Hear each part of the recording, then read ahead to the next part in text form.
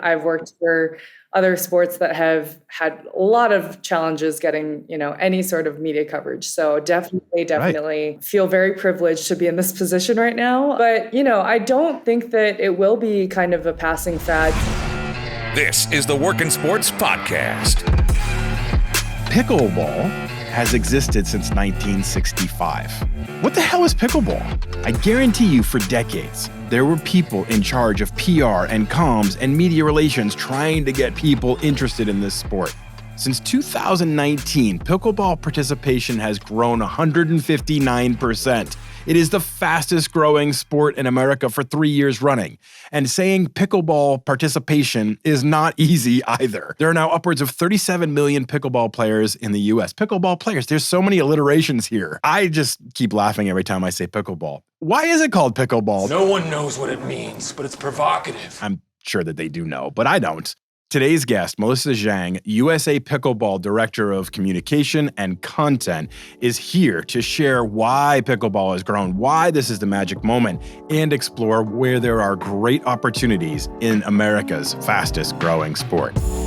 At WorkInSports.com, our premium members have access to a certified career advisor to help with salary negotiation, interviewing, networking tips, resume advice, and more. You won't get that level of service anywhere else. Check out WorkInSports.com and get our team on your side. Hi, Melissa. How are you? I'm so glad to have this conversation with you today. Hi, Brian. Yeah, thank you so much for having me. Really looking forward to it. This is so much fun. I've tracked your career for a while, actually. What's funny is when we started to make this appointment for us to have this interview, I went back through old emails, and you and I actually talked years ago when you worked at Team Handball, at USA Handball. Really? Did you know that? I had no idea. I'm springing that on you right now in this moment. Wow. I think I had an inkling of us maybe connecting when I was at PointsBet, but I had no idea that it would go all the way back to handball. Yeah, you've had a great journey. It's a really cool career that you've led. And I think that's part of the fun we can start to get into today, being that you're at USA Pickleball and there's so much growth there. It's crazy. So I was literally last night at a tennis clinic for my son. So my son's on the tennis team at the high school. He goes over to take part in this tennis clinic. There's 4 kids playing tennis, and all of a sudden, this massive group of people shows up and starts taping off other courts to get ready to play pickleball. And I'm like, this is amazing just how much this has grown. So I started to look a little bit, doing a little bit of research, doing a little bit of prep. Pickleball was first played in 1965. This isn't like it's a new thing. This has been around for a long time. And yet now there are over 5 million pickleball players in the US, according to a 2022 report. From your point of view, and I know you've been at pickleball for a little less than a year now, but you have a perspective on this. Why do you think this sport is going in through such a surge right now? Yeah, it's incredible to see, Brian. Honestly, I've known about pickleball for a while now. It's been on my radar, for a couple of years, even before getting into the sport. And I think the biggest thing about pickleball is just the inclusive, accessible nature of the sport. You can get a game going in a few minutes. You don't really need any formal training to get started, right? So maybe with tennis, for example, you might need a couple instructional lessons or clinics to actually get a rally going and actually be serviceable in tennis. And that's just not the case in pickleball. You can pick up a paddle, and what I hear from people time and time again is that they just get hooked after playing for the very first time because you actually can kind of experience some of that action and a rally right away as a beginner, which people love. And of course, one of our biggest sells is that you can be any age, any background and play this sport, right? It's not many sports out there are ones that you can see a grandfather playing with his grandson. And that's just the beauty of pickleball. And that's really why I think we saw it take off during COVID, during the pandemic. People were forced to stay 6 feet apart from one another and socially distance. This was a way to still get outside and be active, make sure that you're still getting some socialization in with friends and family. And what better way to do that than by hitting the pickleball court? So we just really saw it blow up during COVID, during 2020. And obviously, it really hasn't stopped from there. So you're the director of communication and content for USA Pickleball. And we're going to get into what that means and all that detail. but I'm still just so fascinated by so many points that you just made. For one, when I was doing research, almost every article I read was from the author saying, I got hooked immediately. Like, I don't think I've ever seen something like that where it is a sport somebody picks up and they get immediately like addicted to it. I think that's amazing. And the other point that I thought you made that was really interesting is that popularity across age demographics. According to your group at USA Pickleball, half of all serious pickleball players, defined as those who play 8 or more times a year, were over 55. We're 55 or over. But the fastest growing segment of pickleball players is actually under 24. I mean, that is like mind blowing. From your point of view as a worker at USA Pickleball and in your role, how do you make it so that it appeals to retirees and you're talking to both those audiences and you're bringing them in and you have the retirees and the young folks in that same ecosystem? Yeah, we are so lucky that we are one of the rare sports that gets to boast that. I mean, I can't really think of, again, many that get to say that they are really popular amongst both demographics on opposite ends of the spectrum. I think for the older demographics, the retirees and whatnot, we're seeing a lot of them kind of have this athletic reawakening. You know, a lot of them might not have really participated in sports or might not have been as active as they got into their 50s, 60s, 70s. You know, some of those sports are really intensive. They're tough on your body.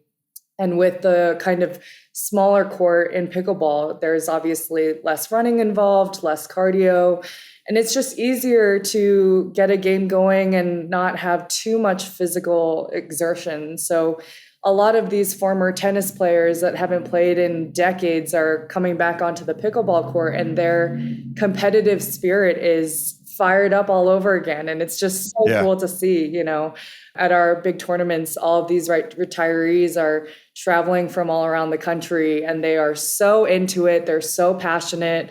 And it's just, I think, a really nice way to, again, get back into your kind of competitive spirit, really embrace that side of yourself, and most importantly, have some fun, right? So that's kind of the older demographic. With the younger demographic, we definitely are trying to get more of the younger generations just involved in the sport.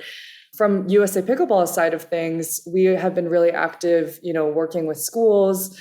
Our ambassador network has really been our boots on the ground, kind of advocating for pickleball in your local PE classes. That's how I actually hear a lot of people first introduced to the sport, is through their local gym classes and high school PE. So just providing more resources to school districts that are interested in having pickleball as curriculum. And we've been seeing it in schools, YMCAs, rec centers, and even Special Olympics now has also been really on the pickleball train. That's amazing. So getting to your side personally, last year you joined USA Pickleball, as I said, as the Director of Communication and Content. Seems like a great time to join. I mean, you're on the skyrocket growth curve right now, which is pretty good timing on your part. Thank you. So take us through the first 6 months. What has that focus been like for you? What have been the biggest priorities? And how are you going about achieving them? Yeah, so this was a role that had never been created or filled before. So I was the first person to kind of step into this role. And that was really nice, really being able to make it my own. The first 6 months have been extremely busy, as you can imagine. Actually, my first week on the job, I flew out to Palm Springs, where I attended and Not bad. covered the 2022 USA Pickleball National Championships at Indian Wells Tennis Garden, which is a phenomenal venue. It's beautiful there. And, you know, people call it pickleball paradise because it really is. You just look at the gorgeous palm trees, the mountains in the background, and like courts as far as the eye can see. It's incredible. And so I can't tell you how many times I heard the terms, you know, drinking from the fire hose or baptism by fire when I first started this job, but it was actually a really nice introduction to me as far as learning how big the sport is.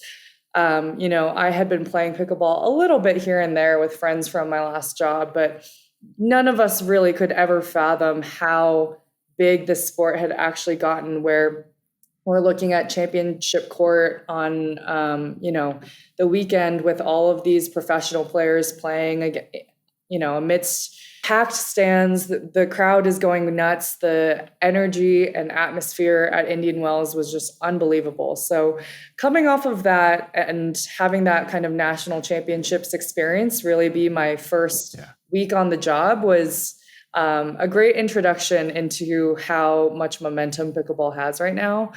As far as, goals and priorities that we've been working on, there has just been so many developments in the sport and for this national governing body since I've come on board, securing partnerships and launching, new initiatives for whatever demographic of the community we're working with.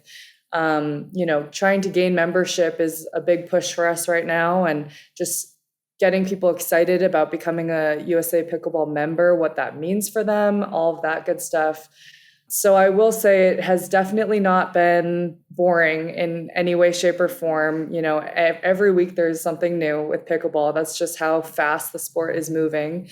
But it is so exciting to be a part of and just meet people in the community, our ambassadors, our referees, our volunteers. Never a dull moment, that's for sure. No, I can envision that there's never a dull moment. We're just coming off April, which is National Pickleball Month. Yeah. If those of you listening didn't know that, I didn't either until about a day ago, so it's totally fine. So what did that entail? What was that kind of an event like? How do you keep that energy going? And from your perspective and your role, how are you tied into making sure it was a successful event and month? Yeah, so National Pickleball Month was established, before the sport really took off like it did. It started in 2018. And previously, USA Pickleball hadn't really done too much to really capitalize the month, celebrate it in a concerted way. And so the goal this year, especially for me, was to make a targeted kind of intentional campaign around this month. And how can we best leverage our partners? How can we get everyone in our community feeling excited and involved? So what I ended up doing with some help from our team is we created 4 weekly themes to go off of, because a month is obviously a long time to celebrate a sport, right? Some sports have weeks or days. We had a whole month to fill. It's a lot. So in addition to, the social and editorial content, we kind of worked off of these themes to engage with our community and kind of say, hey, show us how you are, training, what are your tips, things like that to up your game. That was one of the themes. Or member appreciation was another theme that we ran with. And we really highlighted those human interest stories around our community of, meet the very first member of USA Pickleball ever. And now we are almost at 75,000 members, which is just crazy. Yeah, again, membership has been taking off as well. So just trying to highlight a lot of those human interest stories, as well as pull in and reshare a lot of the user-generated content of people just celebrating in their own way around their area or going to events and competing during April. We've really tried to push as much of that on social media as possible. And then we also were utilizing our partners for, some giveaways, some campaigns, sweepstakes, things like that, just to also get kind of the people in our community excited about our partners and what they're able to offer. So you've had a long history, and we're going to continue to get into some of your personal experiences, but you've had a long history working in communication, and you've worked for USOC, team handball, as I mentioned earlier, PointsBet, and then pickleball now. What would you say are some of those primary skills that you really need to have in order to thrive in these kind of roles? Obviously, I'm imagining you're a very good writer. How would you articulate, hey, people listening, if you want to work in this kind of field like I am, here are the kind of things you need to be pretty strong in? I think being on top of your organization is a big one for me. I cannot live without lists and planners that I write in every day as far as tasks go. That really kind of is my North Star as far as making sure that not only am I meeting all of the tasks and goals that I've been expected or laid out to do, but also that I'm being a self-starter and thinking of things that I can kind of take initiative of. So, and then as far as another point that has really helped, I think just being really personable, establishing strong personal connections and being able to socialize with any kind of person has also helped in this role a lot. Working with social media, working with athletes at events and, people of all types at these kind of events and being on the ground. I think I've really tried to, just present a friendly face, right? So they feel comfortable if they're engaging or doing an interview with me. If they're telling their story, I obviously want them to feel comfortable doing so. And then just making sure that I feel authentic, like I'm not just someone who is there to do a job or that their personal life doesn't interest me. I want to feel like, I am also there for them as a person, as opposed to just the professional side of things. And, I've stayed in touch really closely with, especially from handball, a lot of the national team athletes and developed great relationships with them. So I think just having that personal touch has also been a really strong piece of, I think, what's helped with, my career thus far. No, it makes a lot of sense. Those relationships are so important. Getting media coverage when you're in comms and content, one of those things you really want to get is media coverage. And that can be really difficult to get people to care about what you're doing. Obviously, you have a lot of positive momentum right now. But when I was, again, doing my research, there's articles from every premium site out there, the New York Times, Outdoor Magazine, CNBC, CNN. You guys are really everywhere. The question I would ask to you is, how do you maintain this momentum so that it doesn't become, hey, remember 10 years ago when we were all playing pickleball? How do you keep that momentum so it's not just a momentary fad and you keep building off of what started to create so far? Yeah, absolutely. To your earlier point, I was just talking with a colleague who works at another sport, how unbelievably lucky we are. And I do not take that, just for granted. I've worked for other sports that have had a lot of challenges getting, any sort of media coverage. So definitely feel very privileged to be in this position right now. But, I don't think that it will be kind of a passing fad, just for, again, a number of those reasons that I mentioned earlier, as far as people who have found that this sport has given them so much more than just exercise or a way to compete. It's really become a lifestyle for people. It's become an emotional thing for folks. I've heard many stories about people who, they've said pickleball has changed my life because, I have made so many friends through this sport, or I've lost so much weight through this sport, or, it's led me to have such an exciting, again, retirement or things like that. And so I think that aspect of pickleball really differs from other things that, might be just a flash in the pan sort of situation where you see, oh, that was fun for a few months. It's gone now. I think people that play this sport genuinely love the camaraderie and the community that it brings as well. And again, the fact that we are seeing younger and younger generations get into the sport, the fact that USA Pickleball is actively working on getting these children and young generations introduced to the sport, I think means that they will be probably playing it for life. It's one of those sports where you can play well into, the later years of your life. So in that way, I don't think that it will just be a passing fad. It's got to make work fun too, to know that so many people are getting a positive experience out of it. You're not trying to thrust this on anybody. They are embracing it, engaging with it, and loving it. That's got to make work, your job, just so much more pleasant to be a part of that. I think that's one of the reasons so many people gravitate towards the sports industry, because it's entertaining, it's fun, it should be positive. There's good things that come out of it. There's health, there's wellness. I got to imagine that feels pretty good for you to be a part of something like this.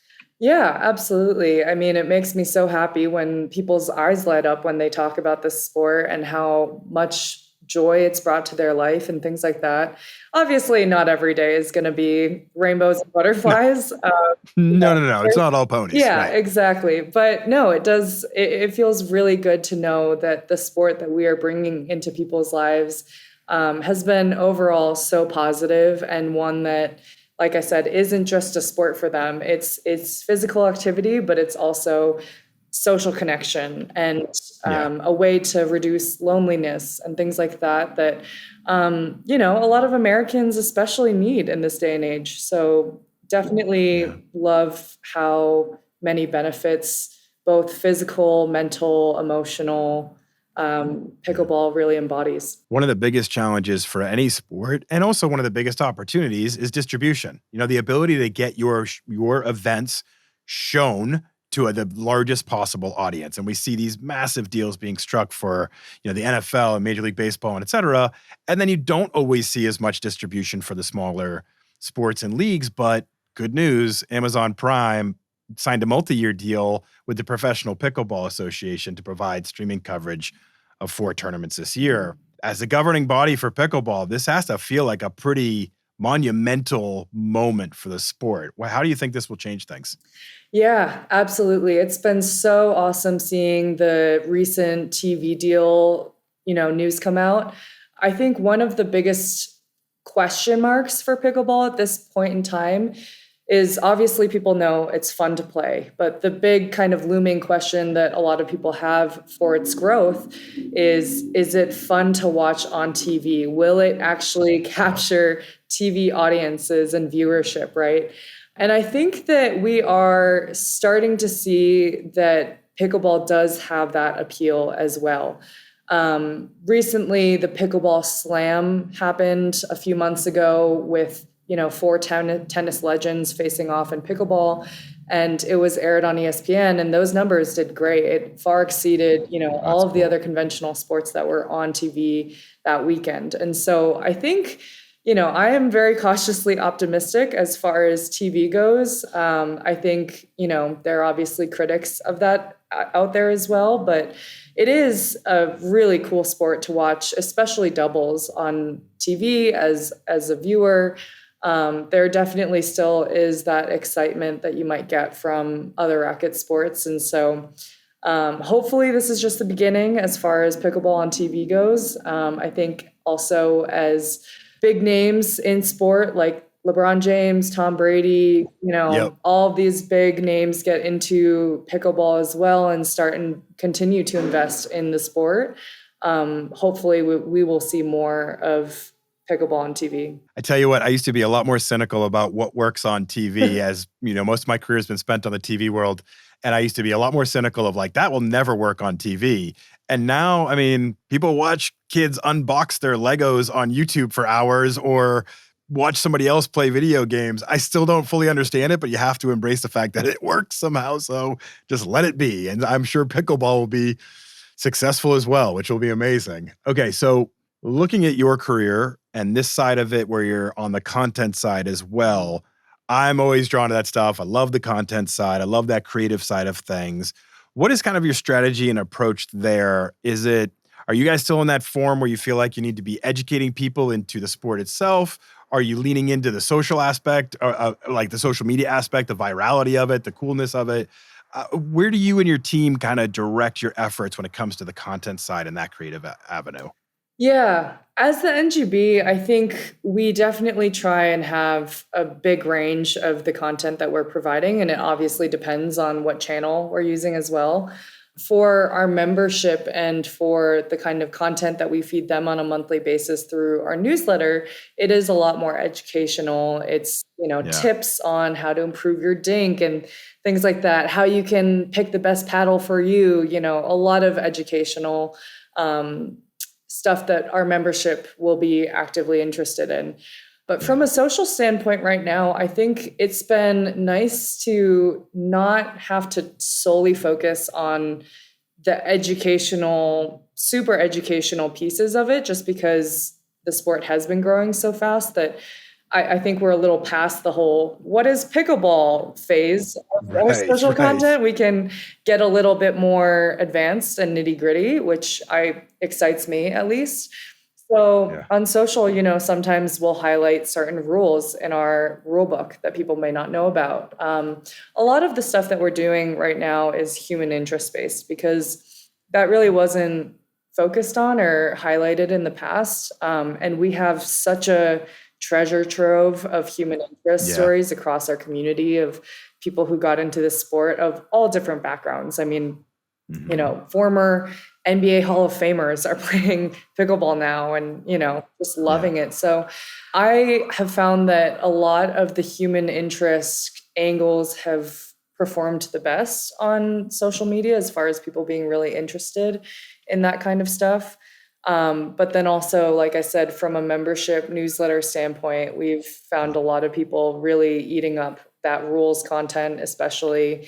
They really want to know how they can better their game and improve their play. So it's definitely a mix of everything at this point. That's fun. And I love that storytelling side of it, just being able to dig into some of the, like you said, the people and the personalities and those who are benefiting from it. That feels so positive and genuine and people can really relate to, which is nice in today's world of so many shows being debate this, yell about that, get angry about this. It's like nice sometimes to just highlight some positivity. Exactly.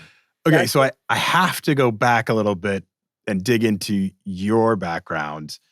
You have a psychology and political science degree from UCLA. And you, like I said, you've worked at team handball, PointsBet, team pickleball now, USA Pickleball, at the U.S. Olympic Committee.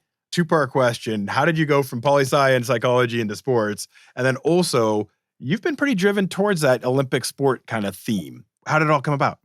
Yeah.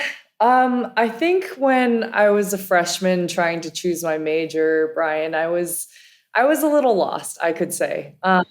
Same. Right? Yeah, I'm with you. Yep. All I knew really, the biggest thing I knew was that I am good at reading and writing. That was my strength. I was terrible at math. And so for a long time, I thought, okay, I might as well just try law school. So that's kind of how the poli-sci route came about. Love psychology, thought it might be applicable to a lot of different fields. So went with that as well. But pretty early on in freshman year, a friend of mine told me that it was possible to be a student reporter for our sports teams at UCLA and write for, our school newspaper, the Daily Bruin. And so that was kind of a great program. Yeah, it was a revelation to me. I had no idea that this was a thing. I had no idea that, you didn't need to have any formal background training to start this job as a student, sports writer. And so once I did that program and started covering our D1 sports teams, from water polo to tennis to volleyball, it really made me excited about how much I loved talking to these coaches and these athletes and writing about them. The feature stories were my favorite part, just getting, again, to see who these athletes are on and off the field or court, and having them be excited too about sharing their story with a bigger platform. So pretty quickly was like, okay, law school is definitely not for me. Let's get rid of that idea. Right. Really hard pivot to sports communications, sports writing, all of that. And I mean, it really took off from there. I started doing sports internships in college. I was covering the Patriots for a while and just absolutely fell in love with it. So you've ridden some interesting waves, I would say. You timed it out pretty well, I'd say, over your career. You got in with PointsBet USA when sports betting was on the crazy ride. Now you're on this crazy ride with pickleball. Do you feel like there's any things you can pull from one or the other, any similarities like, oh, this was successful when we were really growing fast at PointsBet that you can bring to this experience? Or has it been totally different experiences for you so far and totally different worlds, totally different personas, totally different audience? The whole thing is different. I would say for the most part, it is pretty different. Although both were /are riding enormous waves of momentum. The strategy has been different. The audiences are different. I think just working for an NGB feels a lot different compared to any, private entity, especially a sports betting company. Right. I will say the thing about both that I guess you could say they have in common is that both have been a lot of fun. It's fun to be creative with ideas and have that kind of freedom to suggest a lot of really unprecedented, I guess, ideas and strategies for things, especially, for PointsBet, it was like new states were launching and just, finding ways that we could connect to the state of Maryland when it was going live or something like that was very, again, no one had ever done it before. And so being able to suggest a lot of creative ideas for that was great.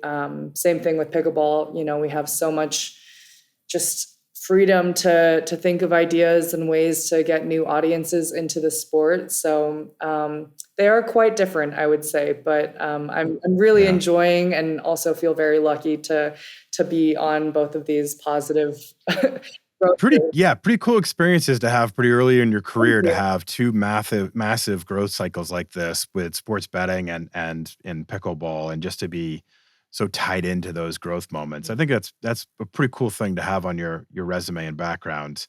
I'm so appreciative of your time, Melissa. This has been such a fun conversation. I'll finish up with this. We always like to leave with some lasting advice.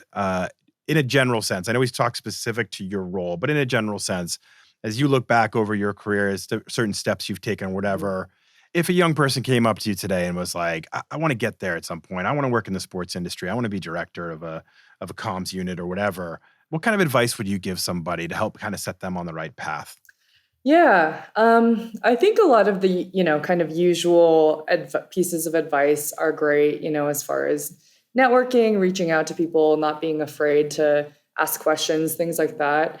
If I could hone into two specific points, it would probably be to really do your research before you have any of those conversations, or you do that cold email to someone on LinkedIn, or a cold email to anyone. I think the times when I have felt that the person I'm hoping to connect with or network with is the most engaged is when I have, really honed into a certain piece of their job or their responsibilities or the organization. And I clearly know what I'm talking about. And it's not just the generic, like, what's pickleball? And, Right. That's it. I think I'm the least encouraged to, engage with someone who is coming in like without any background information. I don't think preparation can ever hurt when, you're trying to develop those relationships and connections. And then the second piece of advice I would probably give is, especially for women and people of color trying to enter the sports industry, I would really say that while it is challenging because, it's not a space that I would say has too many representations of, both of those demographics, I think it's important to leverage the resources that are available. Like, I know that there are some great organizations out there that specifically cater to students of color and women who are trying to work in sports. And I've really tried to take advantage of those networks as well, WISE being one of them. And I just think that, there are so many great mentors in those organizations and, scholarships that you can take advantage of because it's an important thing to me, at least, to see more women and people of color in the sports industry. So that is a fabulous answer. I'm so glad that you shared it with our audience. Thank you, Melissa. This has been such a fabulous conversation. Thank you so much for coming on today. Thank you so much for having me, Brian. It was such a pleasure talking to you. Thank you to Melissa for coming on the show. Such great insight into the world of pickleball, which I'm getting introduced to now. I still have not played it. I still have not tried it. I do still play tennis. I would like to try it. So this has opened my eyes to the potential fun and enjoyment that could come from pickleball, and I hope it opened your eyes to the opportunities that emerge from these sports that just grow and hit our landscape and become a part of our fabric. So I do agree with Melissa that the upside of pickleball still exists, will continue to grow. It's not a passing fad. It's just finally catching on. Thank you to Melissa again for coming on. Thank you for listening, and I'll see you next week.